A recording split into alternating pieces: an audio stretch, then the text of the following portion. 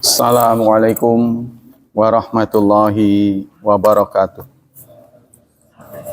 Innal hamdalillah nahmaduhu wa nasta'inuhu wa nastaghfiruh wa na'udzu billahi min syururi anfusina wa min sayyiati a'malina. May yahdihillahu fala mudhillalah wa may yudlil fala hadiyalah. Asyhadu an la ilaha illallah wa asyhadu anna Muhammadan abduhu wa rasuluh la nabiyya ba'dah. Allahumma salli wa sallim ala nabiyyina Muhammad sallallahu alaihi wasallam wa ala alihi wa sahbihi wa man sara ala nahjihi ila yaumiddin, amma ba'd. Ya ikhwah, kita masih melanjutkan kajian akhlak tentang namimah, ya, menghasut. Salah satu akhlak yang tidak baik. Akhlak terbagi dua, ada yang terpuji, ada yang tercela. Ini yang tercela. Dalam masalah akhlak, kembali kita ingat berdiri di atas 4 pilar akhlak Islam, ya. 1, tidak menyakiti. Rincian-rinciannya inilah yang kita kaji, ya. Utamanya sih 4 pondasi. 1, tidak menyakiti, kaful adza bahasa Arabnya. Yang kedua, bazlun nada, menolong, membantu. Tidak semua orang bisa membantu, tapi semua orang bisa tidak menyakiti. Paling tidak, ya, seperti yang disampaikan dalam sebuah hadis, al-muslim man salima lisanuhu yaduhu wa lisanuh. Seorang muslim adalah orang yang bisa menyelamatkan orang lain dari lisan dan tangannya. Lisan kita jangan menyakiti orang, tangan kita untuk menolong, ya, bukan untuk menyakiti. Yang kedua, membantu bagi yang punya, untuk the have yang punya. Yang punya harta, bantu dengan harta. Yang punya ilmu, bantu dengan ilmu. Yang punya karomah, bantu dengan karomah. Begitu selanjutnya. Apa yang kita punya, yang positif, kita berikan. Ide-ide, gagasan-gagasan, ya, kita berikan secara cuma-cuma dan ikhlas lillahi ta'ala. Itu yang kedua. Yang ketiga, tolakul wajhi, senantiasa wajahnya sumringah berhadapan dengan teman, ya.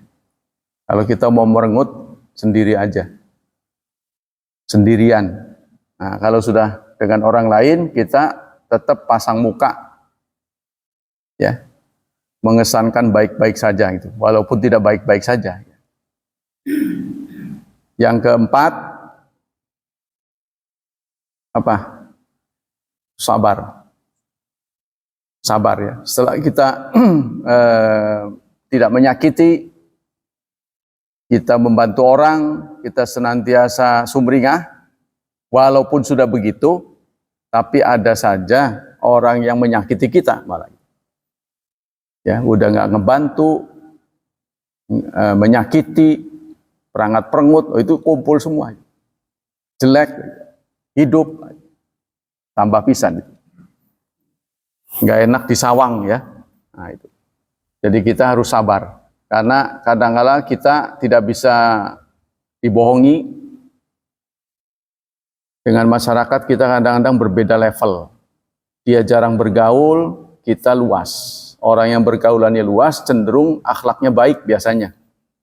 Sebab kalau dia akhlak tidak baik, tidak mungkin punya teman yang banyak. Orang yang akhlaknya buruk kan cenderung tidak punya teman. Kalau Anda mau punya teman, ya toleransi. Tidak ada cara lain, toleransi. Kadang-kala kita dengan orang beda agama bisa toleransi, tapi dengan yang seagama tidak bisa. Itu anehnya, ya kan? Dengan orang lain bisa, tapi dengan teman sendiri nggak bisa. Ini yang Anda harus renungkan. Nah, kita kembali ke sini. Nah, ini adalah cuplikan dari akhlak yang tidak baik, yaitu namimah. Namimah itu pada intinya dilarang karena memecah ya, persatuan. Ya, mengadu domba. Kalau Indonesianya jelek ya, mengadu domba, domba yang jadikan korban. Menghasut. Jadi membuat teman yang tadinya bersatu menjadi pecah, memecah persatuan. Nah, itu. Teknik ini pernah dilakukan oleh Belanda apa namanya? Divide et impera. Masih ingat kan? Divide et impera. Jadi diadu domba. Nah, akibat dari adu domba, Banten ini pecah. Anda tahu pecahnya? Antara bapak dan anak. Bapaknya siapa? Sultan Ageng Tirtayasa. Ya, beliau berjuang melawan Belanda. Tapi Belanda ditolong oleh anaknya, namanya Haji. Siapa tuh? Haji Ayah apa ya? Saya lupa. Jadi anaknya menolong Belanda untuk melawan bapaknya. Bapaknya tewas. Akibat ya mungkin dikasih tahu lah di mana. Tuh, makanya Banten itu ada sejarahnya, ngelunjak sama orang tua. Kalau Anda dapati anak ngelunjak gitu. Tapi ya nggak boleh nggak boleh kebiak uyah itu kan. Ya kalau ketemu mungkin ada alurnya itu kan. Jadi Banten itu. Nah itu, jadi itu sebabnya. Kemudian di Jawa Tengah tuh, ya di Jawa itu dengan apa dibuat priyayi dan pengabdi. Abdi dalam yang ke Belanda diangkat jadi priyayi, dikasih gelar Raden, Ningrat, padahal darahnya sama. Ningrat, yang nggak mau pemberontak, itu ya dianggap beda, itu kan, dengan diangkat karena dia mempelajari aksara Jawa itu. Kalau di pangku mati orang Jawa itu, kalau di alam-alam tuh, wah bangga dia lupa diri, sehingga falsafahnya blangkon gitu. Depannya halus, belakang ngepelin gitu. Belakangnya kan sini ngepelin. Jangan disangka orang baik-baik itu tidak sakit hati, kelihatannya senyum-senyum, tapi dia tersakiti ya.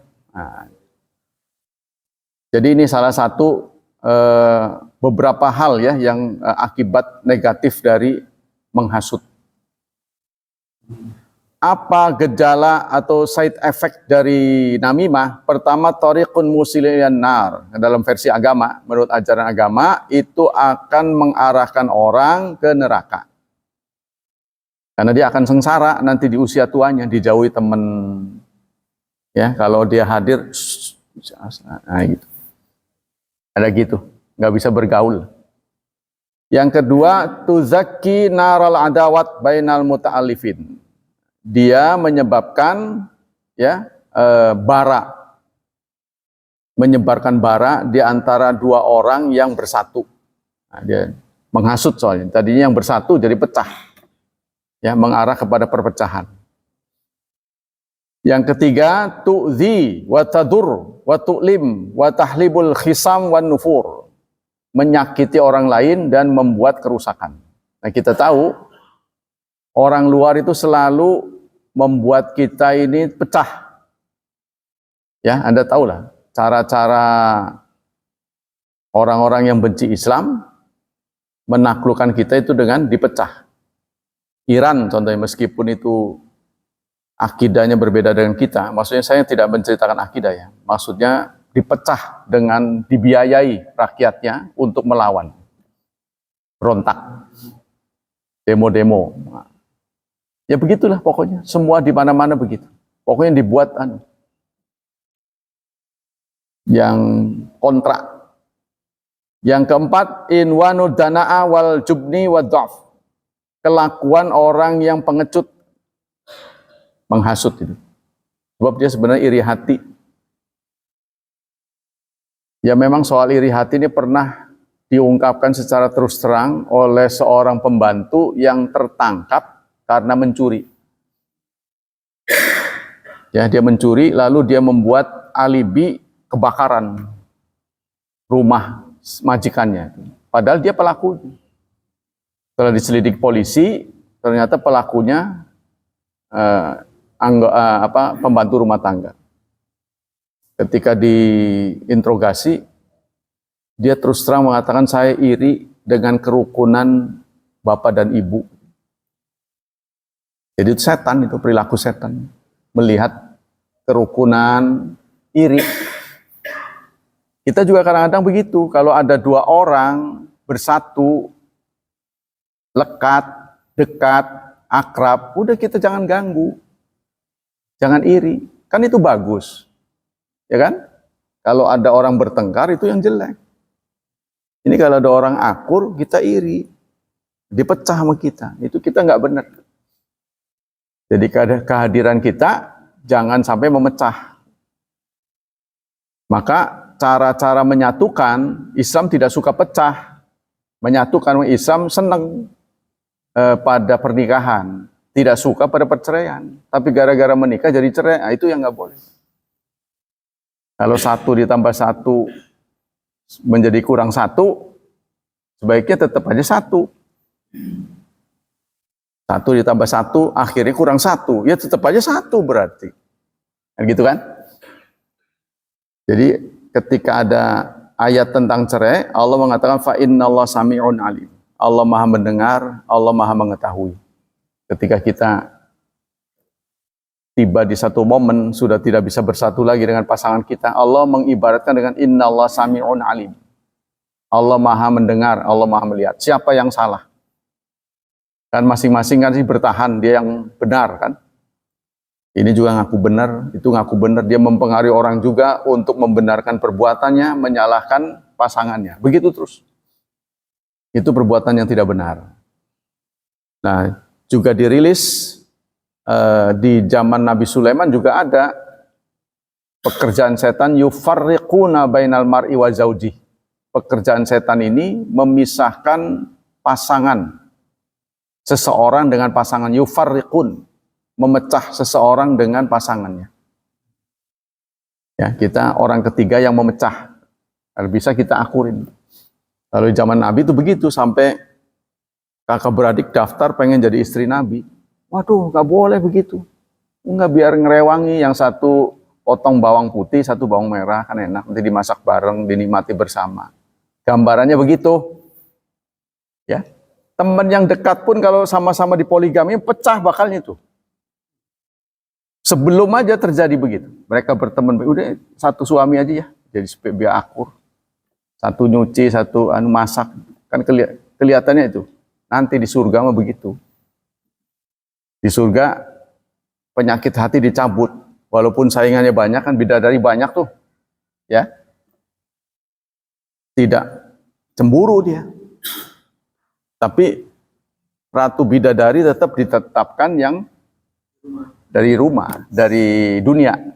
Yang di dunia akan ditetapkan menjadi ratu bidadari. Jadi Anda jangan terlalu berangan-angan, udah pandanginnya sekarang itu ratu, Bu. Mana udah nggak flat lagi. itu pandangan dunia begitu. Wa mal hayatud dunya illa mataul ghurur. Sesungguhnya pandangan dunia itu menipu kan? Ya kan? Iya, menipu sebenarnya. Kelihatannya sudah tidak flat, nanti bagus. Iya, fata morgan itu hanya. Kita lihat dari jauh kan kelihatannya ada air padahal nggak ada. Itulah dunia. Kelihatannya begitu, sesungguhnya tidak. Kemudian qala Nabi sallallahu alaihi wasallam, Nabi bersabda, "Ala ukhbirukum bi afdali min daratis salah wa salam wa siyab wa salah wa sadaqah?" Maukah aku beritahu perbuatan yang lebih baik daripada salat, puasa dan sedekah? Qalu, bala ya Rasulullah. Mau ya Rasulullah. Mau aku sampaikan pada kalian suatu perbuatan yang lebih baik derajatnya daripada salat, puasa dan sedekah? Qala, Nabi menjawab, islahu dzatil bayyin. mendamaikan dua pihak yang bertengkar. Bahkan dalam acara mendamaikan ini, kita boleh melakukan hal yang diharamkan, yaitu bohong. Bohong boleh, ada bohong yang dibolehkan dalam 3 momen. 1, dalam situasi perang. Ya, kita diinterogasi oleh musuh, lalu dia bertanya logistik teman-teman berapa? Jangan diceritain. Tuh, jangan diceritakan. Kalau kita beberkan dengan jujur, itu haram hukumnya. Yang kedua, mendamaikan dua pihak yang berseteru. Kita berteman 3 orang. 2 orang teman kita bertengkar. Si A bertanya kepada kita, bagaimana B bercerita tentang saya? Baik. Padahal nggak cerita apa-apa. Lalu B bertanya kepada kita tentang A, penilaian dirinya terhadap B. Wah, dia sangat senang pada Anda. Kepengen ketemu lagi. Padahal dia nggak cerita apa-apa. Ya, ketika mereka bertemu karena masing-masing husnudzon. Wah, dia kangen.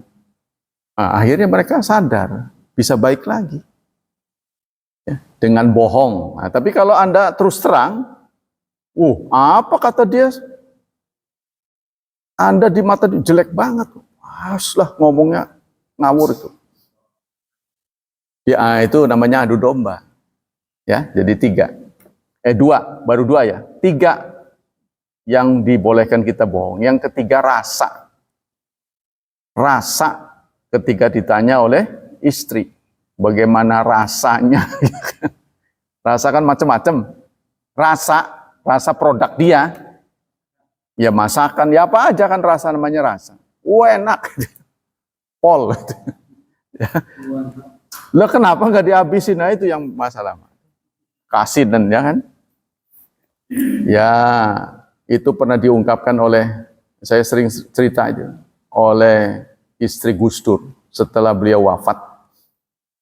Ditanya apa yang menjadi kenangan saat beliau masih hidup. Salah satu Ibu Sinta Elsinta ya, Ibu Sinta,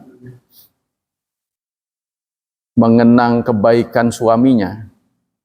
Dia cerita bahwa disuguhkan apapun, Gus Dur nggak pernah protes, selalu dinikmati. Ini contoh yang baik ya. Jadi Gus Dur diberi apapun, bahkan terkesan dinikmati dengan lahap. Itu tuh. Itu menjadi kenangan. Nah ini kita bisa contoh yang bagus-bagus, kita contoh, ada juga yang jelek, kita nggak cerita ya. Jadi yang bagus kita contoh, itu kenangan tersendiri. Jadi kalau Anda disajikan, udah kurang sedikit-sedikit mah, nggak ada yang sempurna. Nah kita kadang-kadang kemasukan setan. Kalau masakan dari luar, bawaannya enak aja. Ya kan? Masakan dari dalam rumah, bawaannya nggak enak aja, protes aja. Itu sebaiknya Anda pikir-pikir, itu boleh jadi godaan setan. Ya, yang selalu menginginkan kita itu bertengkar. Singkatnya mengurangi sebanyak-banyaknya orang masuk surga. Itu singkatnya, itu tugas setan itu. Itu tidak merubah keputusan Allah bahwa mereka akan menjadi penghuni neraka. Tidak merubah karena Anda sudah berprestasi ya. Jadi penempatan Anda di neraka dibatalkan, enggak ada. Tetap. Cuma untuk apa dia menggoda kita? Karena gara-gara kehadiran kita lah Allah memberikan keputusan neraka pada iblis. Ya kan? Kejadian disuruh sujud nggak mau. Cuma gara-gara itu kita nggak pernah sengketa tanah dengan iblis itu. Nggak pernah berantem, nggak pernah adu bertengkar gitu, nggak pernah. Cuma gara-gara wa idh qulna lil malaikati isjudu fasajadu, mereka sujud ila iblis. Muncul iblis. Sehingga menjadi pertanyaan, iblis bagian dari malaikat atau sosok lain? Kalau iblis di sosok lain, terus kenapa disalahkan? Kan yang disuruh malaikat. Ketika kami berfirman pada malaikat, sujudlah. Kan dia nggak disuruh. Tiba-tiba maka semua sujud kecuali iblis. Kok nongol ada kata-kata iblis? Nah, ini menjadi misteri sampai sekarang.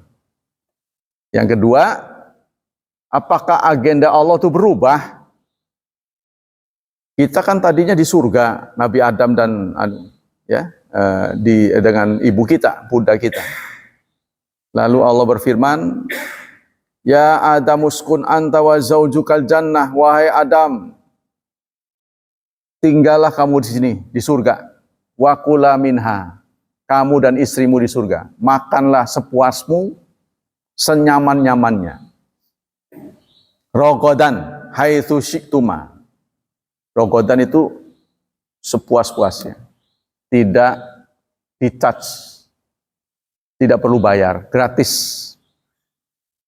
Kita kan begitu kan, biasanya kalau ditraktir orang memanfaatkan, itu kan, enggak, iya aji mumpung, enggak periksa-periksa lagi kantong yang mentraktir itu berapa gitu.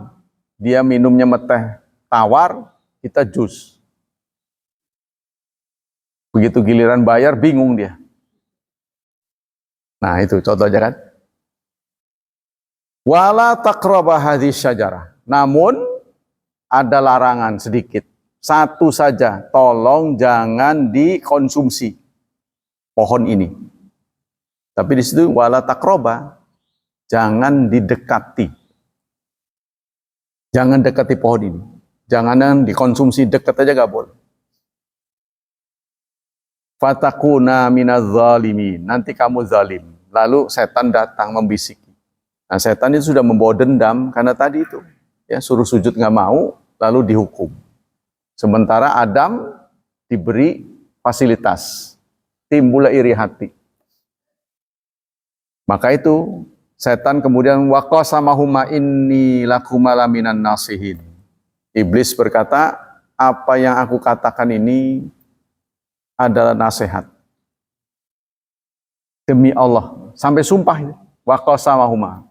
Iblis bersumpah kepada Adam dan Hawa, apa yang dia katakan itu benar. Apa yang disampaikan oleh iblis?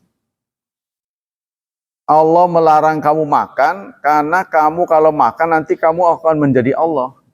Kalau versi Bible. Kalau kamu makan, kamu akan menjadi Allah. Jadi dia ditandingi. Makanya dia nggak mau ditandingi. Kalau dari versi kita, ala syajaratil khuldi wa mulkin la yabla. Hal adullukum, kata iblis, maukah aku tunjukkan syajaratul khuldi, pohon kekekalan. Pohon kekekalan. Wa mulkin la yabla, dan kerajaan yang tidak akan punah. Bahasa Qur'annya gitu. Tapi kalau di Bible, kalau kau makan itu, kamu akan menjadi dia. Jadi dia merasa tersaingi, makanya nggak ngelarang gitu. Fa'akala minha, maka keduanya pun ya terhasut oleh bisikan iblis. Tuh, ceritanya gitu. Nah, setelah itu lalu ihbitu minha, suruh turun. Nah, seakan-akan turunnya Adam, Hawa dan iblis, tiga sosok ini. Karena kejadian itu, ya, sehingga terbawa penyesalan. Berarti kita turun ke dunia ini gara-gara bapak kita. Kan kesannya begitu. Nah, ini dimanfaatkan oleh orang Nasrani untuk penebusan dosa. Jadi kita lahir itu sudah mengantongi dosa, sudah min. Kita datang ke dunia ini sudah min. Agar Anda mendapat plus, Anda harus percaya sang juru selamat. Nah, itu dimanfaatkan oleh dia. Maka Rasulullah merilis hadis kullu maulud yuladu ala fitrah. Setiap bayi terlahir nol. Tidak min. Jadi hadirnya kita di dunia ini berangkat dari nol. Bukan min. Nah, kalau menurut cerita itu min. Ya. Fa'abawahu yuhawidadihi au yunajjinasi au yunasiranihi au yumajjinasi. Maka peranan kedua bapaknya, kedua orang tua yang membuat warna Majusi, Nasrani, Yahudi, Nasrani, Majusi. Ini kemudian dikomentari oleh ulama, yang dimaksud kedua orang tua ini lembaga orang tua itu 3. Pertama, lembaga keluarga yang mewarnai pola pikir seseorang. Yang kedua, masyarakat. Yang ketiga, lembaga pendidikan. Ya, jadi pola pikir kita tentang dunia ini dipengaruhi oleh 3 lembaga. 1, lembaga keluarga. Yang kedua, lembaga masyarakat. Jadi Anda hidup dengan keluarga yang mana? Di keluarga apa? Itu berpengaruh. Yang kedua, Anda tinggal di mana? Masyarakat mana? Jadi paham masyarakat ini mempengaruhi kita. Maka ketika kita bersatu di komplek, masing-masing kepengen warna daerahnya. Lah berantem jadinya. Ya, alhamdulillah kita disatukan dengan Islam. Ya udah, kita menyatu berdasarkan dalil. Sebab kalau kita bawa warna daerah, yang sana pengen begini sana. Jangankan beda mazhab, satu mazhab aja beda-beda. Maka susah nanti disatukan kalau hidup di komplek dengan emosi ingin seperti ya yang berasal dari daerahnya. Ya susah. Saya pasti membela daerah saya. Anda membela daerah Anda. Ini berapa daerah kita? Asalnya beda-beda. Indonesia berapa? 36 ya? Ya, kalau berdasarkan provinsi, padahal dari satu provinsi saja beda-beda lagi. Ya, dari provinsinya, contohnya Banten lah. Berapa bahasa Banten?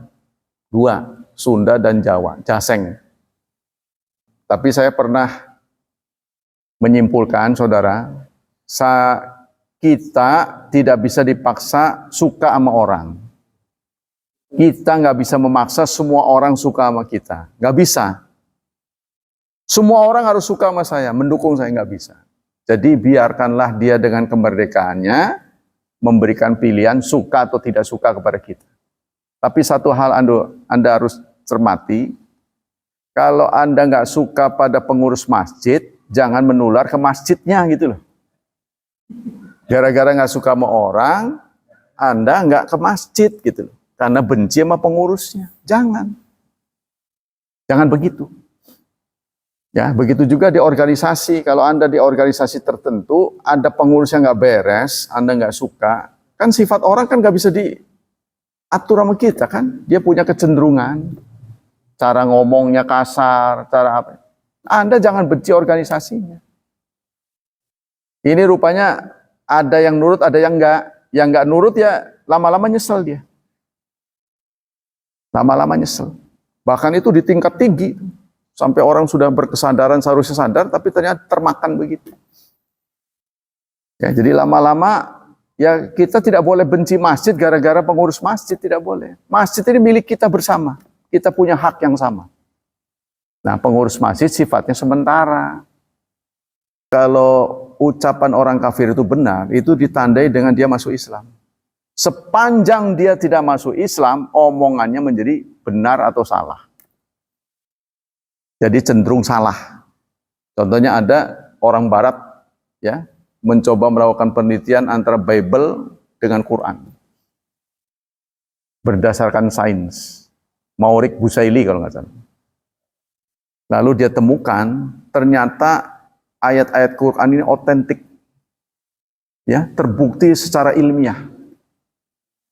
Contohnya, salah satu bentuk siksaan Allah, kullama nadijat juluduhum baddalnaha juludan ghairaha. Setiap kulit arinya terkelupas, kami ganti dengan kulit yang baru. Liyadzukul azab, supaya dia merasakan sakit. Ini ahli bedah Perancis ya mengatakan, memang luka kena benda tajam itu yang paling menyakitkan tuh di luar. Contohnya kalau orang jatuh terus terbawa ya kena goresan aspal itu sampai waduh itu sakit benar. Melebihi sakitnya ketika sudah mendalam. Kalau sudah di dalam malah nggak begitu sakit. Iya. Tapi kalau baru di permukaan ini sakit. Dari mana seorang Muhammad yang nggak sekolah bisa tahu? Kata ahli ini, berarti ini wahyu. Sebab jangankan Nabi Muhammad, di zamannya itu tidak ada yang mengerti soal-soal begini, nggak ngerti. Bagaimana mungkin dia tahu? Ini jelas wahyu. Kemudian dia menyatakan diri Muslim. Ya, kemarin ini juga ada lagi seorang wanita ya, yang dalam medsos itu selalu menghina Islam, menjatuhkan Islam. Belum lama ini dia menyatakan dengan nangis, saya menyesal. Saya menyesal sekali selama ini sudah menggugat Islam, menjatuhkan Islam. Sebab itu orang-orang yang di Poso aja itu saya ya ceritakan itu. Ya, masuk Islam tadinya itu dia Laskar Yesus. Dia mengaku berapa banyak orang Islam saya bantai. Hanya karena Islam saja. Dia nggak melihat kesalahan apa nggak kesalahan. Pokoknya Islam langsung bunuh. Nah, dia sadar setelah dia meneliti ternyata tidak ada satupun ayat maupun hadis yang menghina Yesus. Tidak ada. Jadi yang diungkap dalam Islam itu hanya dipersoalkan menuhankannya. Yesus dijadikan Tuhan, itu aja. Sisanya Yesus ngapain. Akhlak jeleknya katakan kalau ada. Nggak pernah diceritain. Malah diberi pujian. Nah, dia terharu.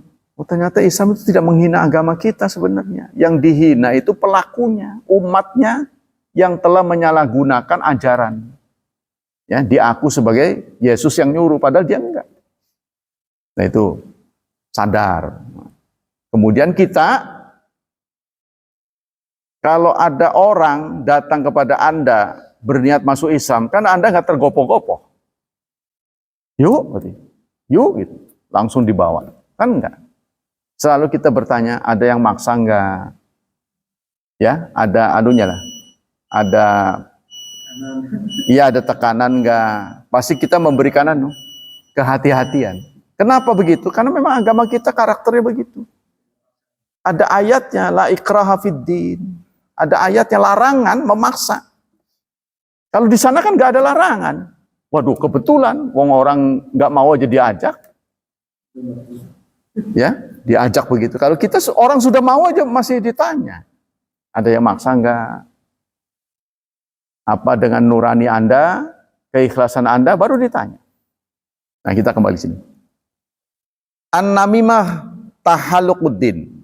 Namimah, perbuatan mengadu ini, menghasut ini mencukur agama. Haliquddin.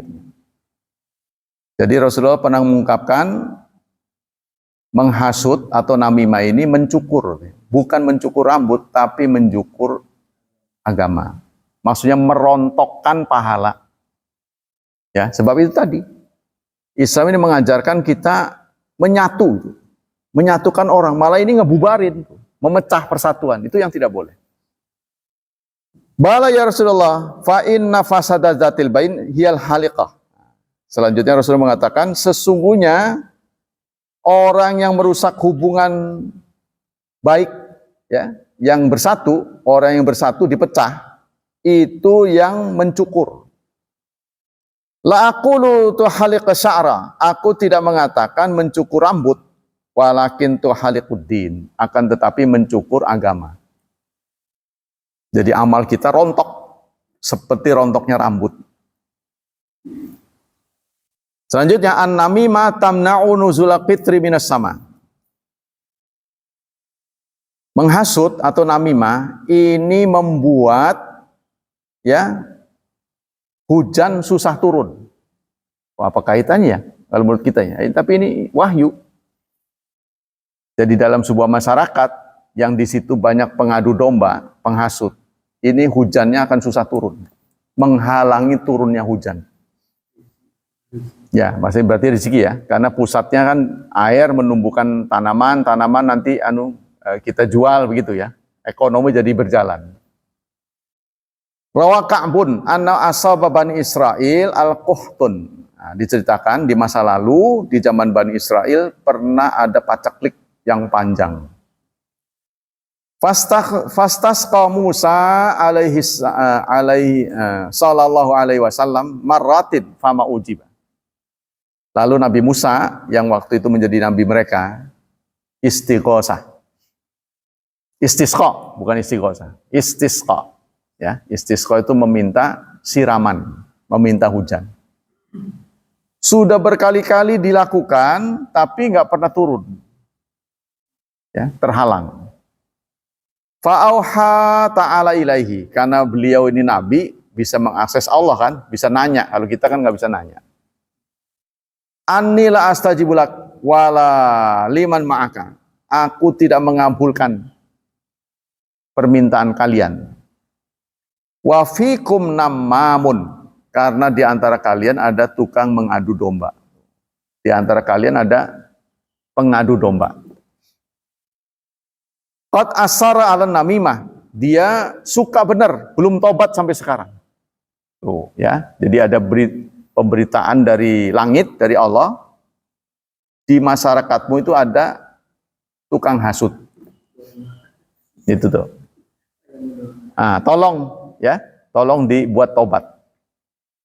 Faqala Musa, lalu Musa bertanya, ya Rabbi, man huwa hatta nukhrijuhu min bainina. Siapa dia ya Allah? Sehingga kami bisa mengeluarkan dia dari komunitas kita.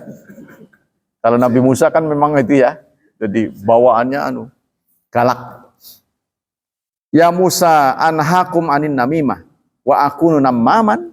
Allah menjawab, aku melarang mengadu domba, masa aku sendiri melakukannya? Ngerti ya? Iya. Aku kan melarang mengadu domba. Tuh. Masa aku beritahu, nanti kalau kamu diberitahu, kamu jadi hubungan dengan dia jelek. Kan? Mana mungkin aku memberitahu, sebab aku sendiri melarang. Gitu. Tuh ya.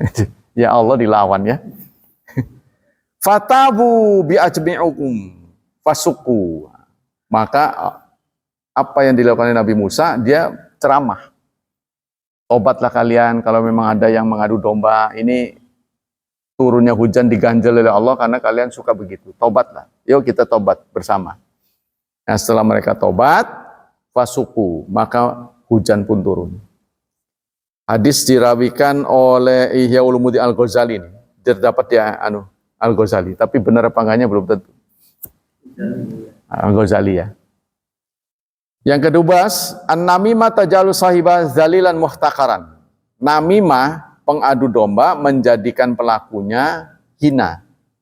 Memang butuh waktu lah. Ya. Kalau orang berbuat sering menghasut, lama-lama ketahuan. Ya, contohnya 2 orang berbisik rahasianya. Tahu-tahu teman yang dia nggak cerita tahu. Rahasia ya, saya beritahu nih. Nah, dia kan hanya memberitahu 1 orang, tiba-tiba orang lain cerita. Loh kok tahu? Kan dia kan bisa batin gitu. Pasti ini yang ngasih tahu nih. Nah, kan ketahuan maksudnya. Tukang adu domba nih. Lama-lama ketahuan. Nah, nanti kapan-kapan dites sama dia. Sengaja dia.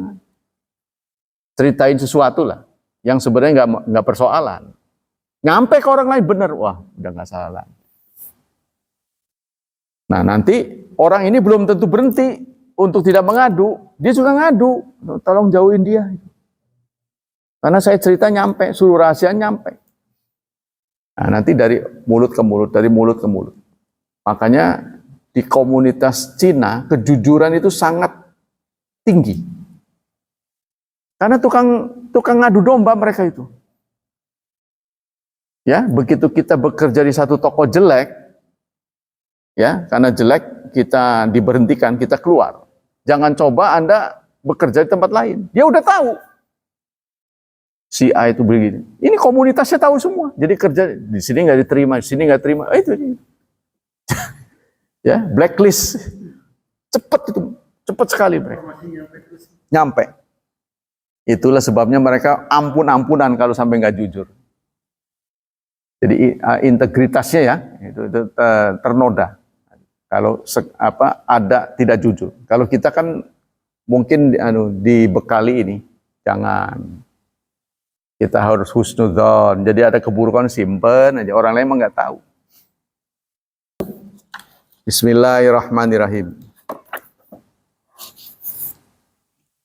Bainana ana indal bait, bainan naim wal yaqdan, wa dzakara ya'ni rajulan baina rajulaini fa ataitu bitastin min dhahab muliin hikmatan wa imanan. Fasyaqqa minan nakhri ila maraqat batan. Tsumma ghusila batnu bima'i zamzam. Ini cerita tentang Isra Mi'raj. Ya, detailnya. Kalau dalam Quran kan hanya sepintas saja ya. Suatu saat saya sedang berbaring antara tidur dan sadar. Ini kejadian Isra Mi'raj ya, dekat Baitullah. Datang rojulan mina rojulain, seseorang, dua orang laki-laki, tapi yang datang kepada saya satu orang. Fa'ata itu bitosti min zahab. Lalu dia datang dengan wadah terbuat dari emas. Ya, muli'ab hukmatan wa imanan, yang penuh dengan hikmah dan iman. Fasyaqa minan nahri ila maraqil batan. Lalu tubuhku dibedah dari dada sampai ke perut. Ya, Nabi cerita. Summa ghutilal batnu bima'i zamzam. Lalu perutku dibersihkan dengan air zamzam. Summa muli'a hikmatan wa imanan. Kemudian dipenuhi dengan hikmah dan iman. Wa utitu bidabati abyad. Ya, setelah itu selesai, tiba-tiba datang seekor hewan. Nah, itu yang disebut dengan burak. Dunal bagal wa fawqa himar. Di bawah bagal, di atas himar. Jadi di bawah lebih rendah daripada kuda, tapi di atas keledai. Ya, jadi kalau keledai kan kurang-kurang kambing lah. Di atas kambing, di bawah kuda. Besarnya. Fantalaqtu ma'a Jibril hatta ataina sama'ad dunya. Lalu aku pergi bersama Jibril. Nah, nanti di hadis yang lain aku lihat Jibril itu bersayap kurang lebih 600.000. Lah ngitungnya aja payah kan. 1, 2, 3, 4. Waduh. Jadi ini mungkin pemberitahuan wahyu ya, angkanya itu. Tapi kalau ngitung 1, 2, kayaknya pegel. Apalagi sayapnya putih ditumpuk-tumpuk, waduh lah makin susah. Kalau warnanya berbeda mah enak. Oh, yang ungu merah gitu kan. Nah, itulah pernah saudara kejadian burak ini diilmiahkan. Diilmiahkan tidak terlalu meleset. Diuji coba seekor meri, anak bebek, ya atau bebek, diikat sayapnya. Terus disuruh jalan, itu menempuh 5 kilo sejam. Jadi ini bebek, ininya diikat sayapnya. Dia mampu berjalan 5 kilo sejam. Nah, kemudian sayapnya dilepas. Ya, dia mampu berjalan 25 kilo per jam. Ini artinya sayap itu meningkatkan kuadrat. Kuadrat, jadi pangkat 2. Jadi 5 pangkat 2 kan 25. Maka Anda bisa tebak sayap dari malaikat Jibril 600.000. Nah, buruk ini kan kecepatannya kilat. 300.000 kilometer per detik ya. Kecepatan cahaya. Ya, 300.000 kilometer. Dibantu dengan sayap malaikat. Maka kalau kemudian Nabi melakukan perjalanan yang datar begini, horizontal, namanya Isra. Kan kita ada 2 kan, perjalanan horizontal dari Mekah ke Palestina. Kemudian dari Palestina ke Sidratil Muntaha. Sidratil Muntaha itu notok, nggak tahu jelas di mana. Pokoknya di mana kita nggak tahu. Sampai malaikat Jibril aja nggak tahu. Di satu momen malaikat Jibril undur diri, nggak mau menemani sampai ujung. Loh, kok saya ditinggal? Ini bukan makom saya. Sehingga Nabi langsung menerima sholat. Kalau kewajiban yang lain itu lewat Jibril. Tapi sholat ini langsung dari Allah kepada Jibril. Maka hukumannya kuat. Kewajiban apapun kalau dilanggar tidak membuat orang keluar dari Muslim. Ya kecuali syahadat ya.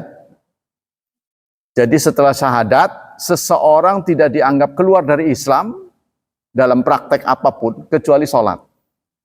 Maksudnya begini, setelah orang bersyahadat, kemudian ada kewajiban zakat, dia nggak zakat, dianggap maksiat, belum keluar. Dia tidak haji, belum keluar. Dia tidak puasa, seumur-umur, belum keluar. Tapi kalau ada orang sudah baca syahadat, tidak pernah sholat sama sekali, lain dengan belentongannya, lain dengan bolong-bolong. Ini bukan yang bolong-bolong. Ini sama sekali setelah bersyahadat, tidak pernah sholat, maka dianggap mengundurkan diri.